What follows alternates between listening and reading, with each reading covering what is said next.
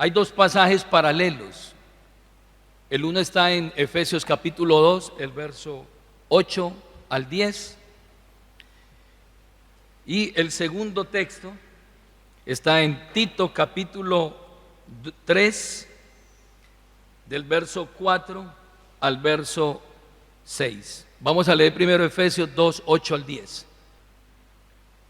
Dice el verso 8: porque por gracia sois salvos, por medio de la fe.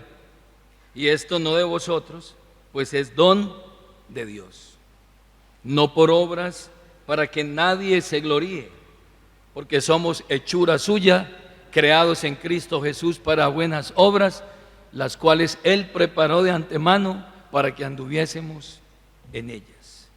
Ahora vamos a Tito capítulo 3, el versículo 4. Tito capítulo 3, el versículo 4, 5 hasta el 6. Dice el texto: pero cuando se manifestó la bondad de Dios nuestro Salvador y su amor para con los hombres, nos salvó, no por obras de justicia que nosotros hubiéramos hecho, sino por su misericordia, por el lavamiento de la regeneración y por la renovación en el Espíritu Santo, el cual derramó en nosotros abundantemente por medio de Jesucristo nuestro Salvador, para que justificados por su gracia viniésemos a ser herederos conforme a la esperanza de la vida eterna. Esos son versículos muy poderosos. Oremos. Padre, gracias en esta preciosa mañana. Sabemos que tú estás aquí, Padre, por tus promesas, por lo que has dicho y porque tu palabra está presente. Tu palabra es el instrumento que tú usas para edificar la iglesia, consolarla, exhortarla, direccionarla. El creyente crecerá a través de oír la palabra, su fe se aumentará, porque la fe viene por el oír y el oír por la palabra de Dios.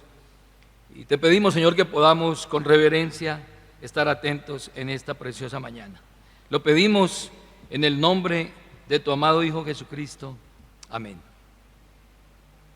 Vamos a meditar en esta mañana bajo el título Lo que creemos, la salvación por gracia por medio de la fe. Primero, hagamos algunas preguntas importantes que cada uno de nosotros debe hacerse ya como creyente maduro en el Señor. Una de ellas: ¿por qué necesitamos ser salvos? Le va a preguntar una persona a usted afuera: ¿por qué tengo que ser salvo? ¿Qué necesidad tengo yo de ser salvo? O pueden preguntarle: ¿de qué o de quién necesitamos ser salvos? Porque la gente dice: bueno, ¿salvo de qué? ¿Es que el mundo se va a acabar o cómo es? Entonces surge esa pregunta: ¿de qué o de quién necesitamos ser salvos? ¿Cómo podemos ser salvos? Es otra pregunta. ¿Cómo podemos ser salvos? Porque mucha gente va a pensar que va a ser salvo por sus propios méritos, por sus propias obras, porque se considera a sí mismo bueno, y entonces dice: no, yo soy salvo. Y defienden a capa y espada esa postura, pero otra cosa es lo que la Biblia diga. Otra pregunta: ¿cuándo debemos ser salvos? ¿En qué momento vamos a ser salvos? Y finalmente, ¿quiénes podrán ser salvos? ¿Todo el mundo se va a salvar? No, no todo el mundo se va a salvar. A Jesús le hicieron esa pregunta: ¿son pocos los que se salvan? Y él dijo: esfuércenlos a entrar. Él no dijo: sí, van a ser muchos. Él sabe, pero en su sabiduría y en su omnisciencia él dijo: esfuércenlos a entrar. ¿Por qué? Porque amplia es la puerta, espacioso el camino que lleva a la perdición, y muchos son los que van por él. Pero angosta la puerta y estrecho el camino que lleva a la vida eterna. Ustedes deben esforzarlos a entrar por esa puerta. La Biblia declara que cada ser humano ha pecado. Romanos 3:23 dice que por cuanto todos pecaron, están destituidos de la gloria de Dios. ¿Y qué es pecar? Es hacer algo que en pensamiento, en palabra o en obras contradice el perfecto y santo carácter de Dios. Eso es pecado, es rebelión contra Dios. Y si todos pecamos, pues todos estamos en rebelión contra Dios. Por nuestro pecado, todos merecemos el juicio de Dios. Juan capítulo 3, el verso 18 y el verso 36. Dios es perfectamente justo, Dios es perfectamente santo, así de que Él no puede permitir que el pecado y la maldad queden impunes. Dios es un juez justo y Él debe sí o sí castigar el pecado. Él no puede pasar ni dar por inocente al culpable. Así de que, puesto que Dios es eternamente justo e infinitamente santo, y puesto que todos nosotros somos pecadores y todos hemos pecado, entonces el hombre debe pagar por sus pecados. Solo un castigo eterno, oiga bien esto, solo un castigo infinito es suficiente para enmendar la ofensa de un pecador contra un Dios infinito y un Dios eterno. Si se ofendió a un Dios infinitamente santo, infinitamente justo, eternamente santo y eternamente justo, entonces el castigo debe ser eterno. Esa es la proporción. La muerte eterna entonces es el único castigo justo por el pecado. Y esa es la razón, por eso encontramos una razón por la cual nosotros necesitamos ser salvos. Por eso, porque somos pecadores. Y vamos a ser salvos de muchas cosas, del pecado, de la muerte, del mundo. Pero ante todo, el hombre va a ser, como decían los teólogos antiguos, el hombre es salvo de Dios mismo, porque la ira de Dios está sobre él. Y la única forma de él librarse de la ira de Dios por causa del pecado, de haber ofendido a un Dios justo, infinitamente santo, es a través de Cristo. Nosotros en esta congregación creemos que la salvación es totalmente de Dios, totalmente de Dios, por gracia, basado en la redención en Cristo. La salvación le pertenece a Jehová nuestro Dios, única y exclusivamente. Somos salvos por el mérito de la obra completa de Cristo, no solamente por su muerte, sepultura y resurrección, no. Somos salvos por toda la vida de Cristo, desde que nace hasta que asciende. Toda la vida de Cristo hace posible nuestra salvación. Cuando Él fue a ser bautizado, le dijo a Juan: deja, porque así es necesario que cumplamos toda justicia. Él vino a cumplir toda la ley, todos los mandamientos, todas las ordenanzas. Vivió una vida de obediencia, de principio a fin. Y toda esa vida de obediencia nos es consignada a nosotros. No solo su muerte, sepultura y resurrección, sino toda, completamente toda su vida nos es consignada a nosotros. Creemos además que la salvación tiene un origen, y ese origen es la voluntad soberana del único Dios santo y justo, creador de todas las cosas que existen. El origen de la salvación y la salvación en sí nacen en la voluntad de Dios, no en la voluntad del hombre.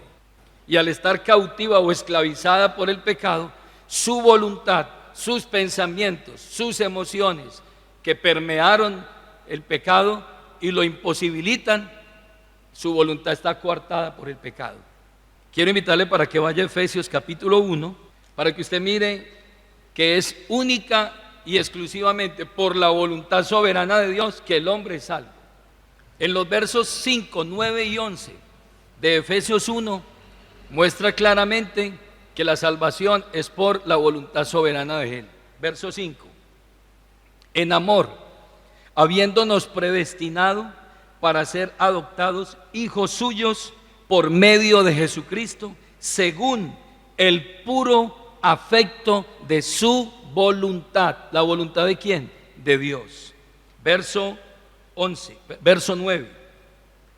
Dándonos a conocer el misterio de su voluntad según su beneplácito, el cual se había propuesto en sí mismo de reunir todas las cosas en Cristo, en la dispensación del cumplimiento de los tiempos, así las que están en los cielos como las que están en la tierra. Es por su voluntad.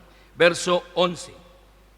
En él, asimismo, tuvimos herencia, habiendo sido predestinados conforme al propósito del que hace todas las cosas según el designio de su voluntad. Es por la voluntad de él que el hombre es salvo. No es por el mérito humano, no es por las obras humanas, es por la voluntad soberana de Dios con las criaturas. Santiago escribe también en el capítulo 1, en el versículo 18, hablando de esa voluntad. Claramente en el verso 18 del capítulo 1 indica cómo es por la voluntad soberana de Dios que el hombre nace de nuevo. Dice el verso 18. Verso 17, leamos. Toda dádiva y todo don perfecto provienen ¿de dónde? De lo alto, del Padre de las luces, en el cual no hay sombra ni mudanza de variación. Aquí está hablando del Padre. Ahora dice el verso 18, Él, el Padre, de su voluntad nos hizo nacer por la palabra de verdad para que fuésemos hechos primicias de sus criaturas. Él de su voluntad nos hizo nacer. Oído a esto, nos hizo nacer, ¿para qué? Por la palabra de verdad, para que fuésemos hechos primicias de sus criaturas. Entonces queda claro que la voluntad de Dios es el origen de la salvación. Nace en la voluntad soberana de Dios. No nace en la iniciativa del hombre, porque el hombre está muerto espiritualmente y él no tiene una voluntad para buscar a Dios. Es Dios el que debe buscarlo y salvarlo a él. Pero además de esto, no solamente nace en la voluntad soberana de Dios, sino que nace también por la obra completa de Cristo. Es decir, la voluntad soberana de Dios Padre y la obra perfecta redentora de Cristo hacen posible la salvación de los seres humanos. Váyase a Primera de Pedro, capítulo 1, el versículo 18. Muestra entonces de qué manera fuimos rescatados nosotros de nuestra vana manera de vivir. Nace en la voluntad del Padre y en la obra redentora de Cristo. Dice el verso 18, sabiendo que fuisteis rescatados de vuestra vana manera de vivir, la cual recibisteis de vuestros padres, no con cosas corruptibles como oro, plata, sino con la sangre preciosa de Cristo, como de un cordero sin mancha y sin contaminación, ya destinado desde antes de la fundación del mundo, pero manifestado en los postreros tiempos por amor de vosotros, por la obra redentora de ¿quién? De Cristo, y por la voluntad soberana del Padre, usted y yo somos salvos. ¿Dónde aparece el hombre? No aparece en la ecuación. Ahora, esa salvación que nace en la voluntad soberana de Dios y en la obra redentora de Cristo genera, y vamos a llamarlo así, ese primer paso en la salvación, ya hablando en nosotros. Y ese primer paso se denomina la regeneración.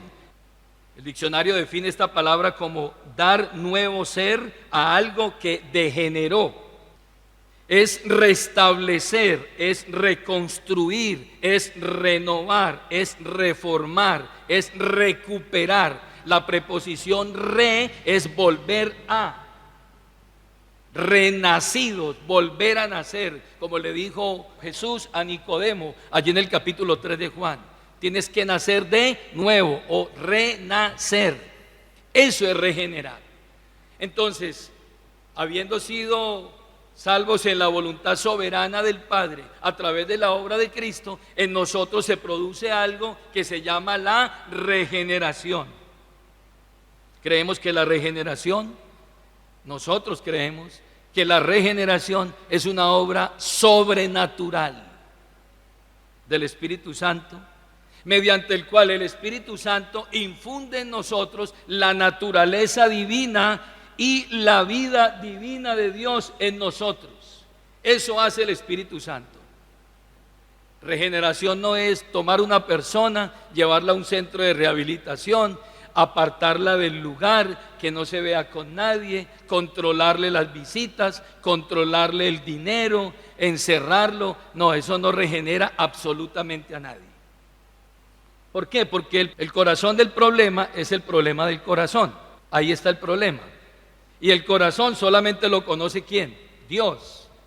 Entonces la regeneración es ese momento en donde el Espíritu Santo de forma sobrenatural va a infundir la naturaleza divina y la vida divina en el ser humano. El ser humano que está muerto, que está sin vida espiritual, entonces el Espíritu Santo tiene que infundirle vida para resucitar a ese muertico.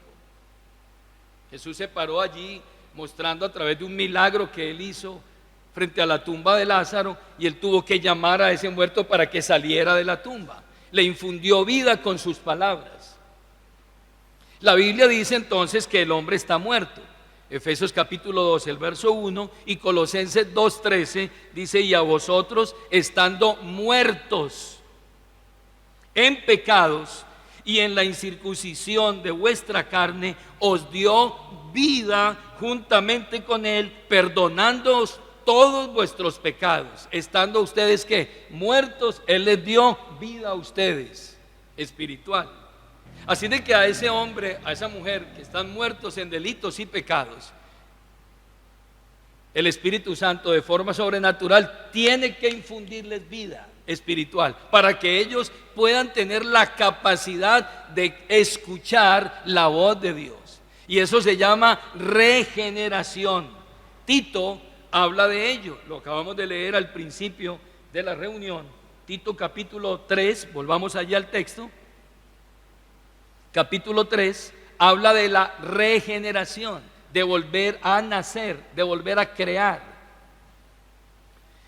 Dice el verso 4 y verso 5: pero cuando se manifestó la bondad de Dios, nuestro Salvador, está hablando de salvación, y su amor para con nosotros, nos salvó, no por obras de justicia que nosotros hubiéramos hecho, sino por su misericordia. Y aquí aparece la regeneración, por el lavamiento de la regeneración y por la renovación en el Espíritu Santo.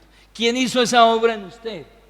Esa obra silenciosa, esa obra imperceptible, esa obra sobrenatural. ¿Quién la hizo? El Espíritu Santo. Usted no se dio cuenta. Dice Eclesiastés que así como crecen los huesos en el vientre de la mujer encinta, así tú desconoces la obra de Dios. Sobrenaturalmente una criatura se va formando en el vientre y va en cada una de sus etapas y va creciendo, creciendo, creciendo, y le van apareciendo los tejidos y los cartílagos y tantas cosas que se van formando en esa criatura, y finalmente después de 9 meses sale esa criatura. La vida se está formando en el vientre de una mujer. Así, de esa manera, el hombre desconoce la obra sobrenatural del Espíritu Santo cuando hace que ese hombre sea ¿qué? Regenerado. Ahora, ese proceso es instantáneo y es llevado a cabo únicamente por la obra y el poder del Espíritu Santo, pero se opera, se logra, se efectúa por el efecto de la palabra de Dios. De la palabra de Dios. El Espíritu Santo toma la palabra y a través de la palabra de Dios, ese hombre que está muerto recibe vida espiritual. Por eso una persona no puede ser ni regenerada, ni puede nacer de nuevo si no oye el Evangelio. No, es que yo estoy haciendo un esfuerzo para cambiar. No es su esfuerzo. Tiene que ser la obra regeneradora del Espíritu Santo a través o por medio de la palabra de Dios. Si el hombre no oye el evangelio, no oye la palabra de Dios, Dios no le infunde vida, porque la palabra de Dios es viva y eficaz. Jesús dijo: las palabras que yo os he hablado son espíritu y son vida, hablándole al pecador. Lea San Juan capítulo 5, el verso 24. Que esa regeneración instantánea, sobrenatural, es llevada a cabo única y exclusivamente por la obra del Espíritu Santo, por el efecto de la palabra. No más, no hay otra forma. Esa es la semilla, ese es el germen de la vida que Dios infunde en el corazón del pecador por el oído. Y la fe viene por el oír y va al corazón y se materializa esa nueva criatura.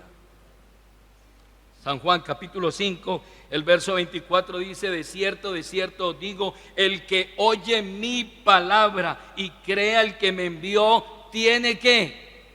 Vida. O sea, eso más claro no puede ser. Tiene vida y no vendrá a condenación, mas ha pasado de muerte a vida. ¿Para quiénes es eso? Para los que oyen mi palabra. Entonces, usted y yo, hermano, por la gracia de Dios, fuimos puestos o fuimos confrontados por la palabra, y esa palabra nos entró por el oído. Esa vida de Dios fue a nuestro corazón y nosotros pudimos nacer de nuevo instantáneamente. Y ahora, en ese mismo momento en que esa palabra llega a nuestro corazón y produce esa nueva criatura, entonces en ese mismo momento se dan o se operan varias cosas en el hombre o en la mujer. Número 1, el pecador recibe vida para poder oír. El pecador recibe vida para poder oír. El Espíritu Santo le infunde vida y a su vez él oye el evangelio, oye el mensaje. Juan 5, 25 dice: de cierto os digo, viene la hora, y ahora es, cuando los muertos oirán la voz del Hijo de Dios, y los que la oyeren vivirán. Los muertos, ahí está hablando de los muertos espirituales. Más adelante en ese texto va a hablar de la resurrección del cuerpo, pero aquí está hablando de los muertos espirituales. Usted llegó a una reunión como esta, no sé si hace 10, 15, 20 años, se sentó en una banca, escuchó a un predicador, esa palabra fue expuesta, usted oyó esa palabra, se fue hasta su casa y esa palabra empezó ¿a qué? A producir un cambio en su vida, progresivamente fue obrando allí. Posiblemente lo inquietó las primeras veces, posiblemente usted dijo interesante y se fue, pero no se había producido el impacto del nuevo nacimiento. Pero hubo otro momento en que usted llegó, se sentó, escuchó, inmediatamente usted ¿qué? Entendió la palabra y de una vez se produjo el efecto sobrenatural del nuevo nacimiento. Pero ¿qué más se produce en ese momento de la regeneración? El pecador recibe la fe salvadora para creer. No solamente oye, sino que en ese momento también se produce algo glorioso, y es que Dios le da al pecador la fe salvadora para que él crea a lo que está oyendo. Salga de la incredulidad y crea, porque solo por la fe el hombre puede ser salvo. Efesios 2:8 dice: por gracia sois salvos, por medio de la fe. Y esto no de vosotros, pues es un don. La palabra don significa regalo, sino que es don de Dios. Dios le da al pecador la fe salvadora para que no solamente oiga, sino también que crea. Si Dios no le da a usted la fe salvadora, usted no puede creer. Es un don, es un regalo que Dios le da. Pero finalmente no solamente lo deja oír o le permite oír, y no solamente le da la fe salvadora, sino que ahora dice la Biblia que el pecador recibe el arrepentimiento para vida. Váyase a Hechos 11:18. Allí claramente muestra que el arrepentimiento también es un don de Dios. La gente dice: uy, no, yo me arrepentí como en el 95.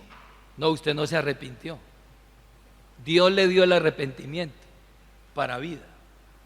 Porque el arrepentimiento es un don también, como lo es la fe salvadora. Lea conmigo Hechos capítulo 11, el verso 18. Entonces, oídas estas cosas, callaron y glorificaron a Dios diciendo: de manera que también a los gentiles ha dado Dios arrepentimiento para vida. De manera que a los gentiles también ¿a qué? Ha dado Dios arrepentimiento para vida. El arrepentimiento es un don. El hombre no se va a arrepentir así tiemble la tierra, así los volcanes humeen, así vengan 50,000 pandemias más, el hombre no se va a arrepentir. No sé si usted se dio cuenta que en la pandemia todo el mundo estaba recogido. Se dispararon las redes sociales porque todo el mundo quería hacer cultos y reuniones.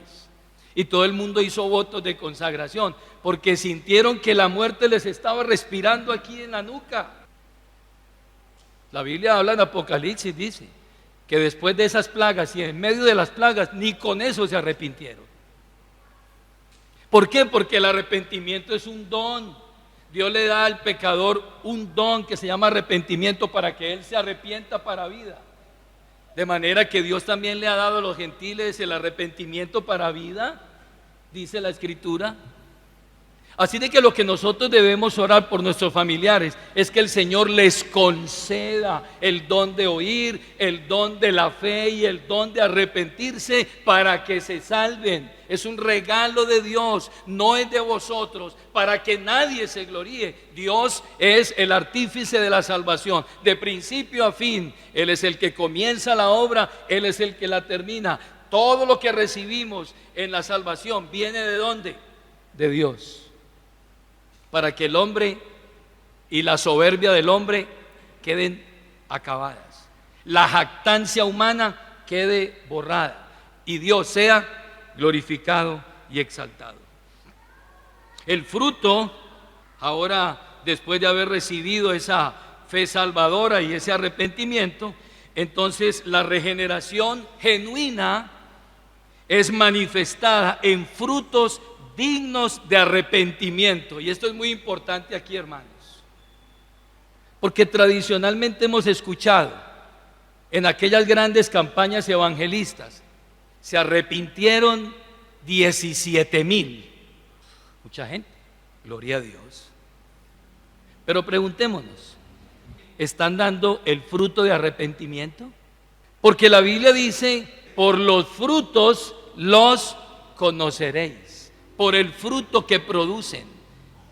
El fruto es el resultado, oído a esto, el fruto es el resultado de someterse al control del Espíritu Santo a través de la obediencia fiel a la palabra de Dios. ¿Cuántos están viviendo bajo la dirección del Espíritu Santo y en obediencia a la palabra de Dios? ¿Cuántos?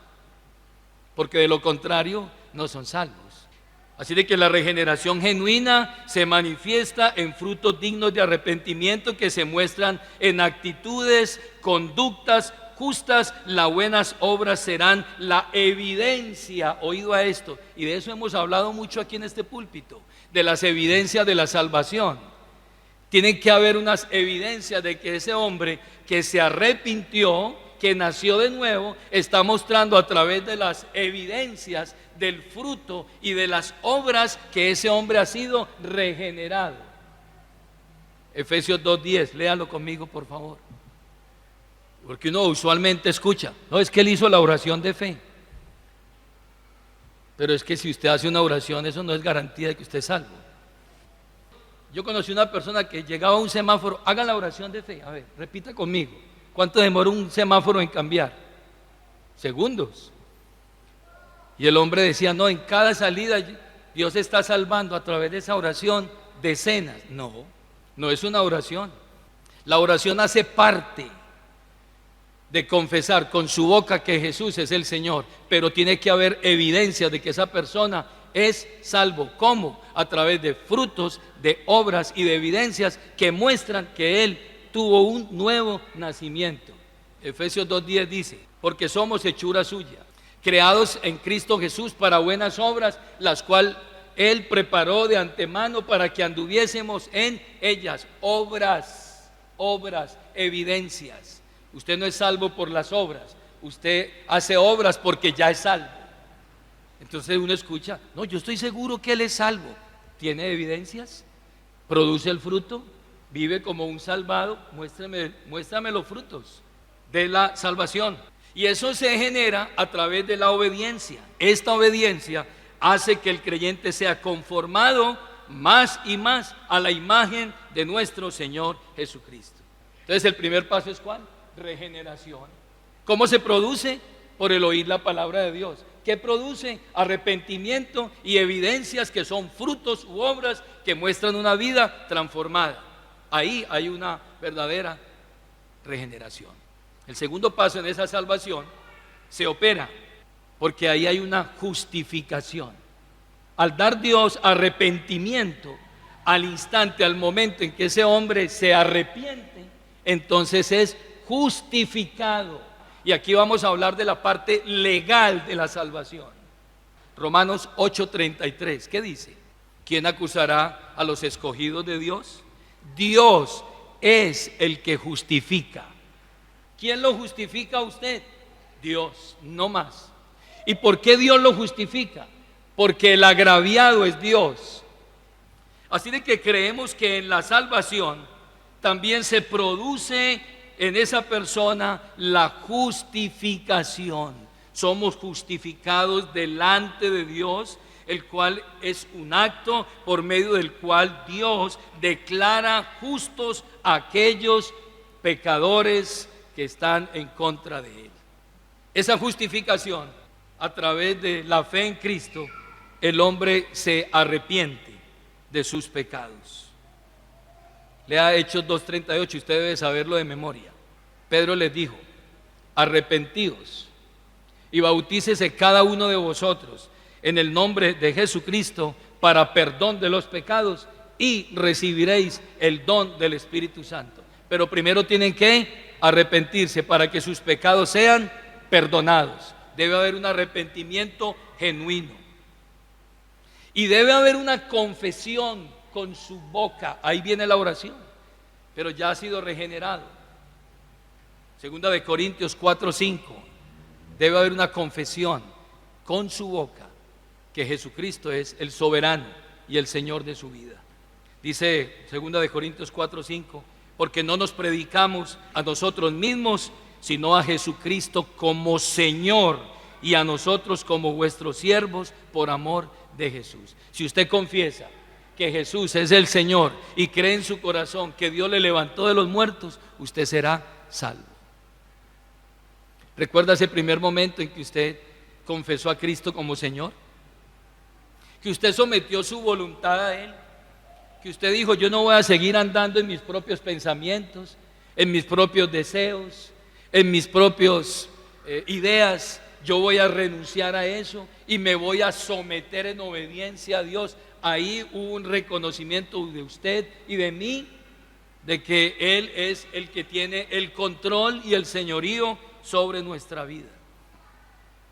Habiendo hecho eso, fuimos justificados. Es decir, fuimos separados.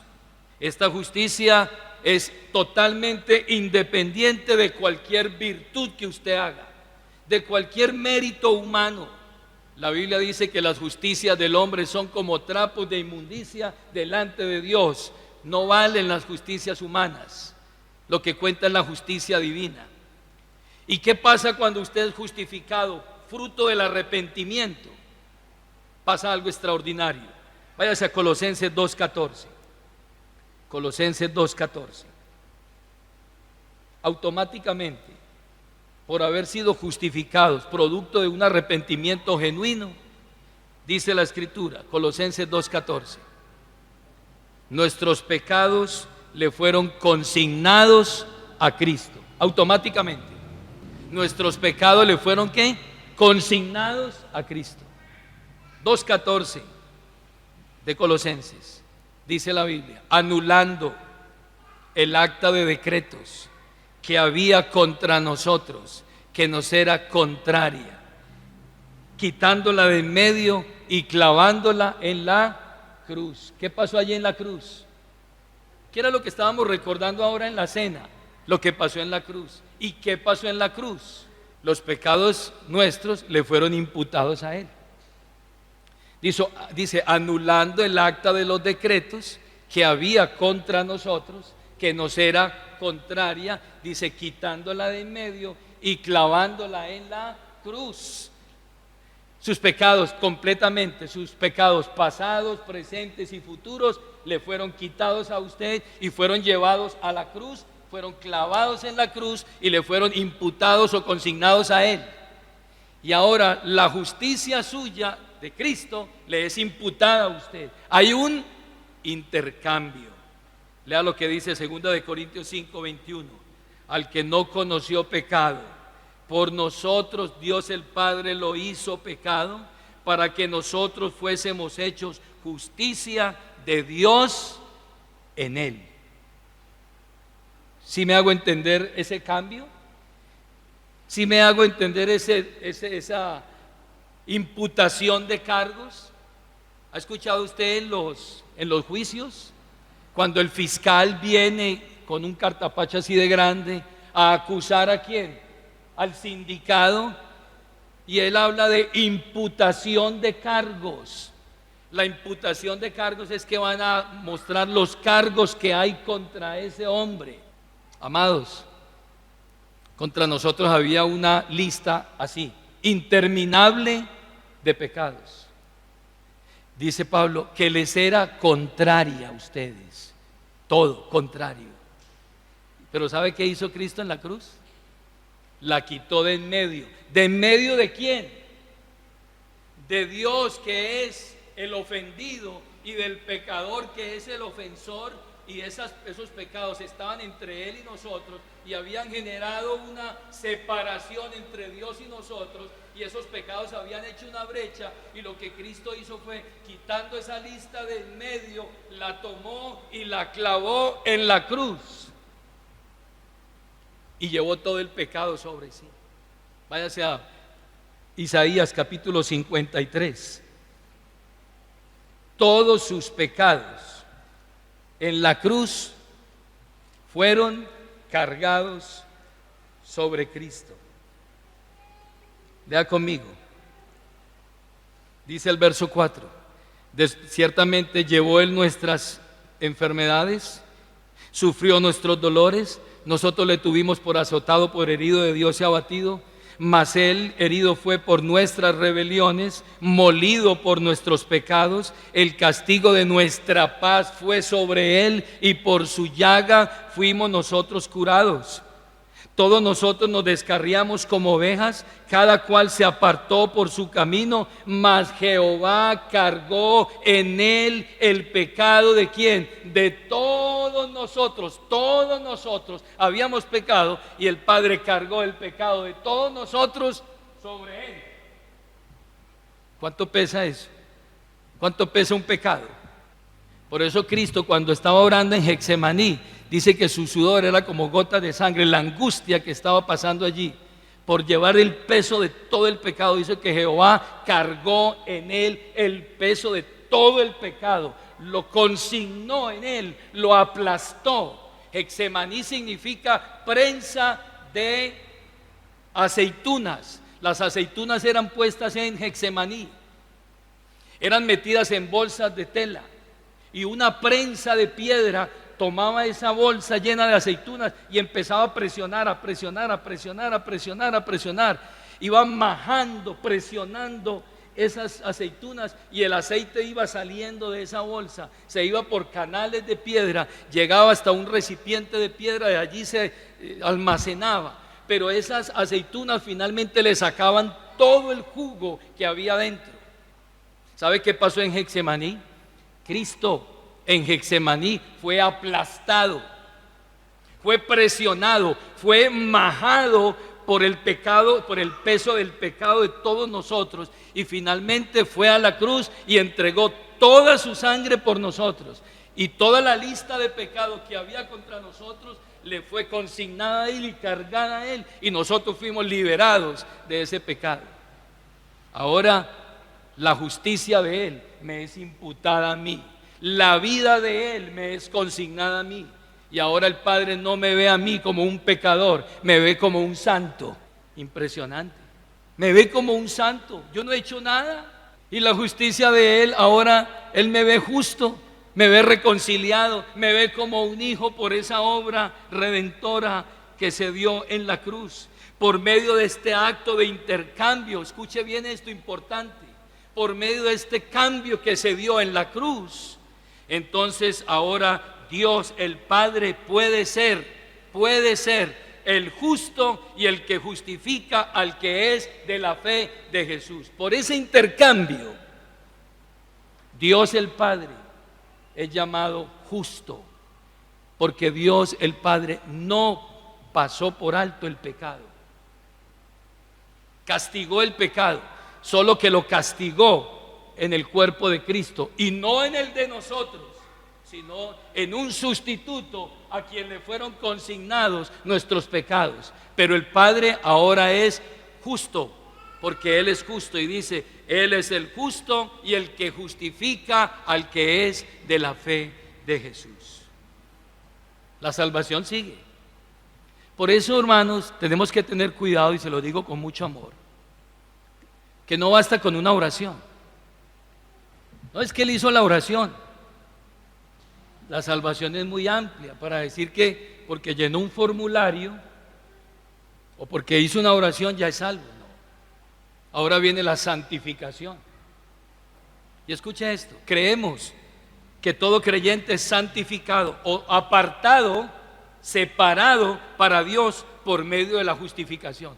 Pasamos de las tinieblas a su luz admirable, de ser enemigos a ser hijos. Hay un traslado inmediatamente. La justificación hace posible el traslado y la separación, y por eso ahora la Biblia nos llama santos, que significa separado, y se llama santificación posicional e instantánea. Usted fue justificado, santificado. Santificación posicional es que usted, por la obra de la justificación, producto de un arrepentimiento genuino, Dios lo declara a usted justo, usted es justo, usted es santo, usted es apartado. Vayas a 1 Corintios 1. El Señor los llama a ellos, ¿qué? Santos. Usted es santo. Si usted ya reconoció a Cristo como Señor y Salvador, y usted entregó su vida a Él por completo, y usted ya fue regenerado y fue justificado, usted para Dios es santo. Dice el verso 1, Pablo, llamado a ser apóstol de Jesucristo por la voluntad de Dios, y el hermano Sóstenes, a la iglesia de Dios que está en Corinto, a los santificados en Cristo Jesús, llamados a ser santos con todos los que en cualquier lugar invocan el nombre de nuestro Señor Jesucristo, Señor de ellos y Señor nuestro. ¿Cómo lo ve Dios a usted? Santo. ¿Por qué lo ve santo? Porque sus pecados ya le fueron imputados a Cristo, y la justicia de Cristo ya le fue imputada a usted. ¿Ya usted es qué? Santo. Así de que ahora usted es llamado santo ante Dios, y a través de esa obra del Espíritu Santo, entonces se empieza a operar en usted una santificación progresiva. Hay una santificación posicional, que Dios lo llama santo por la justificación, pero ahora usted empieza en una santificación progresiva, acercándose paso a paso, acercándose a lo que usted ya es en Cristo. En la mente de Dios usted ya es santo. En la mente de Dios usted ya está sentado en lugares celestiales con Cristo. Aunque esté usted aquí, pero para Dios, en la mente de Dios, usted ya está en lugares celestiales con Cristo. Pero usted está en la santificación progresiva. Todos los días vamos subiendo un peldaño. El que sea santo, santifíquese todavía. Un poquito, nos vamos acercando a esa posición que tenemos en Cristo. Finalmente, producto de esa salvación, en el corazón suyo y mío, Dios coloca la seguridad de la salvación. Preguntémonos en esta mañana con toda sinceridad, ¿usted se siente salvo? ¿Usted siente que al leer las Escrituras usted se ve reflejado allí? Y cuando lee primera, segunda y tercera de Juan y Santiago, y usted ve esas evidencias de la salvación, ¿usted se ve ahí reflejado? ¿O tiene dudas y todavía está diciendo, oiga, si yo me muriera hoy, ¿yo para dónde me voy? No, usted tiene que estar seguro, porque si usted fue realmente regenerado, justificado y santificado, usted puede estar totalmente seguro que usted es salvo. Y esa seguridad la encontramos en Judas, el verso 24. Judas irrumpe en una doxología o en un cántico, sabiendo que él es salvo. Dice el verso, leamos desde el verso 23, a otros salvad, arrebatándolos del fuego, y de otros tened misericordia con temor, aborreciendo aún la ropa contaminada por su carne. Lea conmigo el verso 24. Yo quiero que usted hoy ore esas palabras, porque es posible que usted haya venido en esta mañana dudando de su salvación, dudando de la obra de Cristo en su vida. Dice el verso 24, y aquel que es poderoso para guardarnos sin caída y presentaros sin mancha delante de su gloria con gran alegría, al único y sabio Dios, nuestro Salvador, sea gloria y majestad, imperio y potencia, ahora y por todos los siglos. ¿Sabe qué dice Judas? Y aquel que es poderoso para guardarlo sin caída y presentaros santos y sin mancha delante de su gloria con gran alegría. Un día nos van a presentar como una novia limpia, santa, inmaculada delante de Él, no por nuestras obras, méritos u hechos, no por eso, sino por la obra completa de Cristo en nosotros. Por eso dice, aquel que es poderoso para guardaros sin caída, nos va a presentar un día limpios e inmaculados. Hermanos, esta libertad y esta salvación, creemos que el privilegio que tenemos hoy como creyentes es de regocijarnos en la seguridad de la salvación, en la certeza que tenemos de ser salvos por medio del testimonio que da la palabra de nuestras vidas, no por un sentir propio, humano, del corazón, no, es por lo que la palabra dice respecto a nosotros. Pero nosotros no podemos utilizar esa seguridad, esa certeza, esa convicción de que somos salvos para seguir pecando, para seguir en la vida antigua, diciendo, no, yo ya fui salvo. El Dios que te salvó, regeneró, justificó y que te ha dado la seguridad de la salvación, Él completará la obra absolutamente de principio a fin, hasta presentarte santo y sin mancha delante del Padre. Lea un texto final en Primera de Pedro, capítulo 1, el verso 15. Aquí viene la exhortación. Primera de Pedro 1:15. Dice la Biblia, el verso 15. ¿Eres salvo? ¿Estás convencido de tu salvación? Entonces para ti, para mí es este texto en esta mañana. Verso 15. Leamos desde el verso 13. Por tanto, ceñid vuestro lomo de vuestro entendimiento, sed sobrios y esperad por completo en la gracia que se os traerá cuando Jesucristo sea manifestado. Como hijos obedientes, no os conforméis a los deseos que antes tenías, estando en vuestra ignorancia, sino como aquel que os llamó es santo, sed también vosotros santos en toda vuestra manera de vivir, porque escrito está, sed santos, porque yo soy santo. Usted y yo tenemos que vivir en santidad hasta la aparición de nuestro gran Dios y Salvador Jesucristo.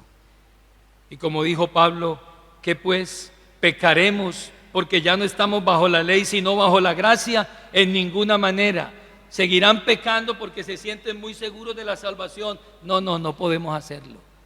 Tenemos que vivir expectantes, tenemos que vivir en santidad, en honor, en dignidad y viviendo de acuerdo al llamado con que hemos sido salvados. Esos son los pasos de un salvado. Si usted hoy se siente salvo por la obra de Cristo, por la voluntad soberana de Dios, si siente que ha sido regenerado y está produciendo el fruto del Espíritu y en obediencia está viviendo su vida, hermano, usted puede tener hoy la certeza, la seguridad y la confianza de que un día usted estará con el Señor para siempre. Esa es la expectativa que tenemos. Estén en pie, por favor, tenga la bondad. Cuando alguien le diga, es que yo hice la oración de fe, dígale, venga, yo le voy a explicar más ampliamente de qué se trata la salvación. Porque usted no puede ser la estadística de una campaña evangelística. No, la obra de Cristo es muy grande para reducirla a una estadística en una campaña. Eso sería minimizar la obra de Cristo. La obra de Cristo es mucho más compleja, es mucho más poderosa, es mucho más grande para minimizarla a una oración.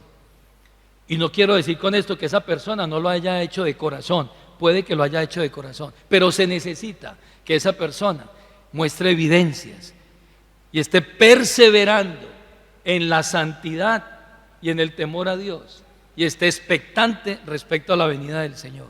Pastor, ¿y se puede equivocar? Claro. ¿Y ha pecado?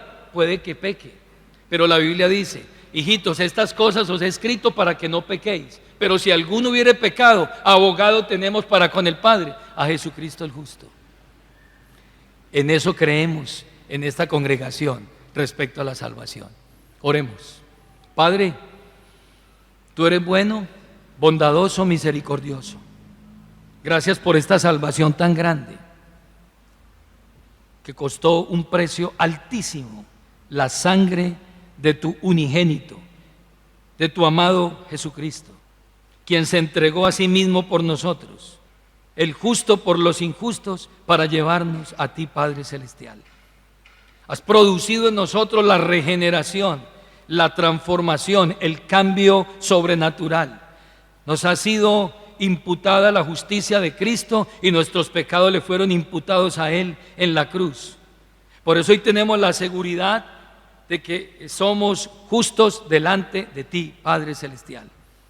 Y hoy estamos sometidos a la obra del Espíritu Santo, quien está aplicando esa obra redentora en nuestras vidas y está generando en nosotros una santificación progresiva para que cada vez más nos parezcamos más a Cristo y nos acerquemos más a esa santificación posicional de la cual hoy estamos seguros que por la obra de Cristo recibimos. Hoy solo resta vivir de acuerdo a tu palabra y vivir en santidad, habiéndonos apartado de la vana manera de vivir y estar expectantes respecto a tu venida. Ruego por un amigo en esta preciosa mañana que aún no haya entregado su vida a ti, reconociéndote como Señor soberano y único Salvador de su vida, que tu palabra produzca en él, número uno, la vida espiritual, número dos, que produzca la fe salvadora y el arrepentimiento para que pueda ser justificado en esta hora y que pueda ser transformado y regenerado a través de la obra del Espíritu Santo. Y ruego por esta iglesia que cada vez nos preocupemos más por la santificación, por ser santos como tú eres santo, Padre Celestial. Lo pedimos en el nombre de tu amado Hijo Jesucristo. Amén.